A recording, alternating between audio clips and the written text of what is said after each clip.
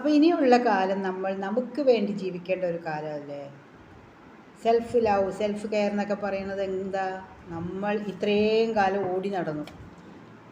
എന്താ ഒരു മിഷൻ എങ്ങനെയാണ്? രാവിലെ പ്രവർത്തിച്ച് തുടങ്ങിയ രാത്രി അല്ലെങ്കിൽ ഒരു തീരുന്ന വരെ, ആ ഒരു ജോലി വർക്ക് തീരുന്ന വരെ ആ മിഷൻ പ്രവർത്തിച്ചുകൊണ്ടേയിരിക്കും. ഇടയ്ക്ക് എവിടെയെങ്കിലും ആ മിഷന് ഇങ്ങനെ ഓടി ഓടി ഓടി കറങ്ങി കറങ്ങി കറങ്ങി ഒരു ദിവസം അത് കേടാവും. അപ്പോൾ അത് വർക്ക്ഷോപ്പിൽ കയറ്റും, അല്ലെങ്കിലോ കുറച്ച് ഗ്രീസ് തേച്ച് ഓടിക്കാൻ നോക്കും, അല്ലെങ്കിൽ പിന്നെ കുറച്ച് ഒന്ന് വെൽഡ് ചെയ്ത് നോക്കും. ഇതൊക്കെ കഴിഞ്ഞിട്ടും പറ്റിയില്ലെങ്കിലാണ് നേരെ വർക്ക്ഷോപ്പിലേക്ക് ഒരാഴ്ച കയറ്റണതില്ലേ. അതുപോലെയല്ലേ നമ്മുടെ കാര്യവും. നമ്മൾ പണിയെടുക്കാവുന്നിടത്തോളം പണിയെടുക്കും. ചെറുപ്പം തൊട്ടേ കുട്ടികളെ വളർത്തിയെടുത്തു, കുട്ടികളെ ഹസ്ബൻഡിന് വേണ്ടി, കുട്ടികളുടെ കാര്യങ്ങൾക്ക്, വീട്ടുകാരുടെ കാര്യങ്ങൾക്ക് വേണ്ടി ഓടി ഓടി ഓടി ഓടി നടന്ന് ഇപ്പോൾ റിട്ടയേർഡ് ലൈഫായി. വീണ്ടും നമുക്ക് ഓട്ടം തന്നെ. ഈ സമയത്ത് നമുക്ക് എന്തെങ്കിലും ഒരു വീഴ്ച പറ്റിയാൽ കയറണ്ടേ ഹോസ്പിറ്റലിലേക്ക്. അതാണ് ഞാൻ വർക്ക്ഷോപ്പിൽ നിന്ന് ഉദ്ദേശിച്ചത്. മിഷീനെ ഞാൻ നമ്മളായിട്ട് ഉദ്ദേശിച്ചു, വർക്ക്ഷോപ്പിനെ ഹോസ്പിറ്റലായിട്ട് ഉദ്ദേശിച്ചു എന്ന് മാത്രം. പിന്നെ നമ്മൾ ഇടയ്ക്ക് ഒരു ഗ്രീസൊക്കെ തേക്കും, ഇടയ്ക്ക് കാലിലൊരു ബാമൊക്കെ തേച്ച് എണ്ണയോ കുഴമ്പോ ഒക്കെ തേച്ചിട്ട് ഇരിക്കും, കാലുവേദനയും കൈവേദനയൊക്കെ ആയിട്ട് അല്ലേ. ഈ പ്രായത്തിലുള്ളവർക്ക് അങ്ങനെയല്ലേ പറ്റാറ്. പിന്നെ വെൽഡ് ചെയ്യണമെന്ന് പറയുമ്പോൾ ചില സമയത്ത് നമ്മൾ എവിടെയെങ്കിലും ഒരു ഒടിവൊക്കെ പറ്റിക്കഴിഞ്ഞാൽ ഒരു സ്റ്റീലിൻ്റെ കമ്പിയൊക്കെ ഇടേണ്ടി വരും. അപ്പോൾ ഒന്ന് കൂട്ടി യോജിപ്പിച്ചൊക്കെ വരുമ്പോൾ അതൊരു വെൽഡ് ചെയ്യൽ തന്നെയാണ്. അപ്പോൾ നമ്മൾ ഈ പ്രായത്തിൽ ഇങ്ങനെ ഓടി ഓടി ഓടി ചെയ്ത് പിന്നെയും നമുക്ക് ഓട്ടമാണ്, ഉത്തരവാദിത്തങ്ങൾ തീരണില്ലോ അല്ലേ. ഇപ്പോൾ കുട്ടികളെ വിവാഹം കഴിച്ച്, പണ്ടൊക്കെ എങ്ങനെയാണെന്ന് വെച്ചാൽ കുട്ടികളെ വിവാഹം അയച്ചു കഴിഞ്ഞാൽ പിന്നെ തീർന്നു, അച്ഛനും അമ്മയ്ക്കും അവരായി അവരുടെ പാടായി നിന്നിരിക്കാൻ പറ്റും. പക്ഷേ ഇപ്പോൾ അങ്ങനെയാണോ? ഇപ്പോൾ നമുക്ക് കുട്ടികളെ നോക്കണം, കുട്ടികളെ നോക്കണം. കാരണം ആരും വിശ്വസിച്ച് കുഞ്ഞു കുട്ടികളെ ഒന്നും ആരുടെ അടുത്ത് വിടാൻ നിവർത്തിയില്ല. പിന്നെ ആരെങ്കിലും വീട്ടിൽ വേലയ്ക്ക് നിർത്തിക്കഴിഞ്ഞാലോ എന്താ പറയുക, നമുക്ക് കിട്ടുന്ന പൈസയേക്കാൾ ഇരട്ടി അവർക്ക് ശമ്പളമായിട്ട് കൊടുക്കണം. അങ്ങനെ നമ്മൾ മൊത്തം എന്താ പറയുക, പിന്നെയും നമ്മുടെ വർക്ക് കൂടിക്കൊണ്ടിരിക്കുകയാണ്. കാരണം മക്കൾ വിവാഹം കഴിച്ചയച്ചു, പിന്നെ അവർക്ക് കുട്ടികളുണ്ടാകുമ്പോൾ ആ കുട്ടികളെ നോക്കാൻ വേണ്ടി അമ്മമാർ വിദേശത്തേക്ക് പോകണു, അല്ലെങ്കിൽ ഇന്ത്യ വിട്ടു പോകണു, അല്ല കേരളം വിട്ടു പോകുന്നു, പല രാജ്യത്തേക്കും പോവുകയാണ്. അപ്പോഴും തീരണില്ലോ അല്ലേ. പിന്നെ ആ കുട്ടികൾ കുറച്ചൊരു വയസ്സായി, കുട്ടികളുടെ നമ്മളുടെ പ്രായത്തിനനുസരിച്ചല്ലല്ലോ നമുക്ക് ഓട്ടം ചാട്ടമൊക്കെ കുറച്ചൊരു ഇത് വരും. എന്നാലും നമ്മളിതെല്ലാം സഹിച്ചുകൊണ്ട് നമ്മളെല്ലാ പണികളും ചെയ്ത് നമുക്കൊന്ന് വിശ്രമിക്കാമെന്ന് വിചാരിക്കുമ്പോഴത്തേക്കും നമുക്ക് ഒന്ന് എൻജോയ് ചെയ്യാനുള്ള സമയം ഇല്ലാതെയാവുകയാണ് അല്ലേ. എല്ലാം കഴിഞ്ഞിട്ട് ഇരിക്കുമ്പോഴത്തേക്കും നമുക്ക് ഓരോരോ അസുഖങ്ങൾ വരുന്നത്. കാലുവേദന, കൈവേദന, നടുവേദന, അല്ലെങ്കിൽ ഷുഗർ, പ്രഷർ, കൊളസ്ട്രോൾ, ഇങ്ങനെ ഓരോന്ന് വന്ന് മരുന്ന് കഴിക്കാൻ പിന്നെ അതിനെ നേരം ഉണ്ടാവുള്ളൂ. പിന്നെ ഷുഗർ കൂടിക്കഴിഞ്ഞാൽ ഹോസ്പിറ്റലിൽ കിടക്കേണ്ടി ഒരു ഇൻസുലിൻ കുത്തിവയ്ക്കാൻ പറയും. ഒരു സ്ഥലത്തേക്ക് നമുക്ക് ഒന്ന് പോകാനോ, എല്ലാ പ്രാരാബ്ധവും കഴിഞ്ഞിട്ട് നമുക്ക് എവിടെയെങ്കിലും ഒന്ന് കറങ്ങാനോ കൊതിയാവും. പക്ഷെ പോകാൻ പറ്റാറുണ്ടോ ആർക്കെങ്കിലും? എത്രയോ പേര് ഉണ്ടാവില്ല ഇങ്ങനെയൊക്കെ. ഇതാട്ടോ പറഞ്ഞത്, നമ്മൾ എന്താ പറയുക, പൈസ ഉണ്ടോ ഇല്ലയോ പരമാവധി എൻജോയ് ചെയ്യുക എന്ന് പറയും. കാരണം നമ്മളെല്ലാവരും ഇങ്ങനെയാണ്. നമ്മൾ പെണ്ണുങ്ങൾ പ്രത്യേകിച്ച് പറയുകയാണെങ്കിൽ നമ്മുടെ വരവും ചിലവൊക്കെ നോക്കി ഒരു സ്ഥലത്ത് പോവാതെ 10 രൂപ മിച്ചം വെച്ച് നമ്മളിങ്ങനെ സമ്പാദിച്ച് കൊണ്ടുവരുമ്പോൾ പെട്ടെന്ന് വല്ലയിടത്തും ഒരു വീഴ്ച വീണ് കഴിഞ്ഞാൽ തീർന്നു നമ്മുടെ കാര്യം. കാരണം നമ്മൾ നടക്കണ ആ രീതിയിലാണ്. അപ്പോൾ നമ്മൾ എന്താ ചെയ്യേണ്ടതെന്നറിയാമോ? ഞാൻ പറഞ്ഞു വന്ന് വേറൊന്നുമില്ല. നമ്മളുടെ ഈ പ്രായത്തിൽ, ഇപ്പം ഞാനായാലും എൻ്റെ പ്രായത്തിലുള്ള നിങ്ങളായാലും ഓടി നടന്ന് ചെയ്യണതൊക്കെ കുറയ്ക്കുക.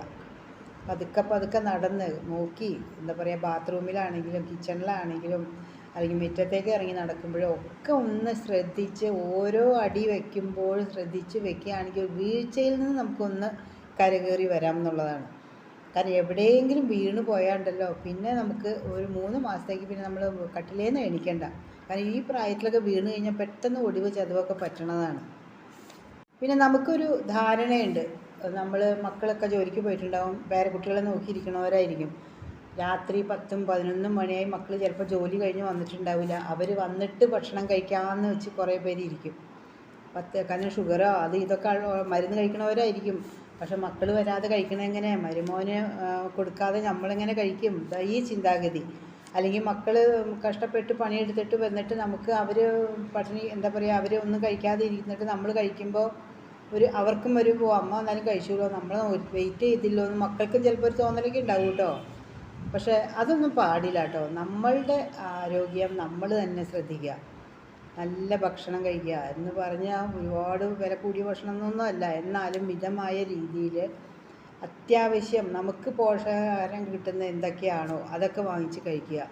കാരണം നമ്മുടെ ആരോഗ്യമാണെങ്കിൽ നമ്മൾ ഈ കുട്ടികളെ നോക്കാനും അല്ലെങ്കിൽ വീട്ടിലെ കാര്യം ചെയ്യാനും വീട് നോക്കി നടത്താനും ഒക്കെ ചെയ്യുന്ന ഈ ആരോഗ്യം ഉണ്ടെങ്കിലാണ് ഇതൊക്കെ ചെയ്യാൻ പറ്റുള്ളൂ. അപ്പോൾ നമ്മൾ വീണ്ടും പിശുക്കി മക്കൾക്ക് വേണ്ടി ചിലവരങ്ങനെയാണ്. സ്വയം വയറ് നിറച്ച് കഴിക്കില്ല, നല്ലൊരു ഡ്രസ്സ് ഇടൂല, ഒക്കെ മക്കൾക്ക് കൊടുക്കാൻ വേണ്ടി ഇങ്ങനെ വെച്ചുകൊണ്ടിരിക്കും. അവസാനം എന്തു പറ്റും? 10-60 വയസ്സാകുമ്പോഴത്തേക്കും തീരാ രോഗി, അല്ലെങ്കിൽ ഒരു എഴുന്നേക്കാൻ പറ്റാത്ത രീതിയിലോ അല്ലെങ്കിൽ സ്വന്തമായിട്ട് കാര്യങ്ങൾ ചെയ്യാൻ പോലും ഒരു പ്രാപ്തിയില്ലാത്ത ഒരാളായി പോകും എന്നുള്ളതാണ്. അങ്ങനെ വരുമ്പോൾ മക്കൾക്ക് അതൊരു ശരിക്കും പറഞ്ഞാൽ ഒരു ബുദ്ധിമുട്ടാകും എന്നുള്ളതാണ്. കാരണം സുഖമില്ലാതെ അച്ഛനും അമ്മയും ആർക്കും വേണ്ടാന്നുള്ള മട്ടാണ് ഇന്നത്തെ കാലത്ത്. ഉണ്ടാവും കേട്ടോ, ഇല്ലയെന്ന് ഞാൻ പറയില്ല. പക്ഷേ എന്നാലും ഒരു 80% കുട്ടികളൊക്കെ പുറത്താണ്, ഇന്ത്യക്ക് പുറത്താണ്. ഇവിടെ നാട്ടിൽ അച്ഛനും അമ്മയും സുഖമില്ലാതെ കിടന്നു കഴിഞ്ഞാൽ അവർക്ക് വന്ന് നോക്കാനോ നിൽക്കാനോ അല്ലെങ്കിൽ ശുശ്രൂഷിക്കാനോ ഒന്നും സമയം ഉണ്ടാവില്ല. അവനവൻ തന്നെ എണീറ്റ് ഹോസ്പിറ്റലിൽ പോവുക, പറ്റുമോ പൈസ ഉണ്ടോ ഒരു ഹോം നേഴ്സിനെ വെക്കുക, ഇല്ലെങ്കിൽ ഭർത്താവ് ഭാര്യയെ നോക്കി ആശുപത്രിയിൽ കിടക്കുക. ഇതേ നിവർത്തിയുള്ളൂ ഇന്നത്തെ കാലത്ത്. ഇപ്പോൾ ചിലപ്പോൾ മക്കളുടെ കുട്ടികളെ നോക്കാൻ ചിലപ്പോൾ അച്ഛനും അമ്മയും കൂടി ഒന്നിച്ച് പോവുകയാണെങ്കിൽ ഒരു നേരം അമ്മ കുട്ടിയെ നോക്കട്ടെ, അച്ഛൻ രാവിലെ ഒന്ന് നടന്നിട്ട് വരാം, അല്ലെങ്കിൽ മാറി മാറി നടക്കുന്നത് നമ്മുടെ ഒരു എക്സർസൈസ് നല്ല രീതിയിൽ ചെയ്യാൻ പറ്റും.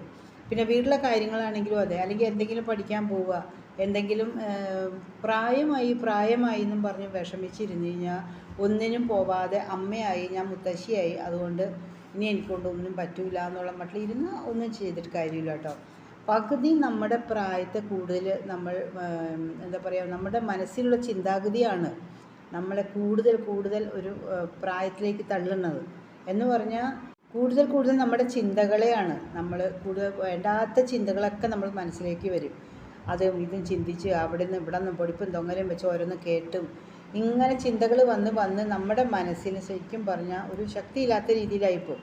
അപ്പോൾ എന്തു പറ്റും? നമ്മളുടെ ചിന്താഗതി, നമ്മുടെ മനസ്സ് എന്താണോ അത് നമ്മുടെ ശരീരത്തിലേക്ക് കൂടി വരികയാണ്. അപ്പോൾ കൊച്ചു മക്കളെ നോക്കുന്ന അമ്മാമ്മമാർക്ക് വേണ്ടിയാട്ടോ ഇന്നത്തെ വീഡിയോ ഞാൻ പറഞ്ഞത്. അപ്പോൾ നാളെ നമുക്ക് വേറൊരു വീഡിയോ ആയിട്ട് വരാം. അതുവരെ എല്ലാവർക്കും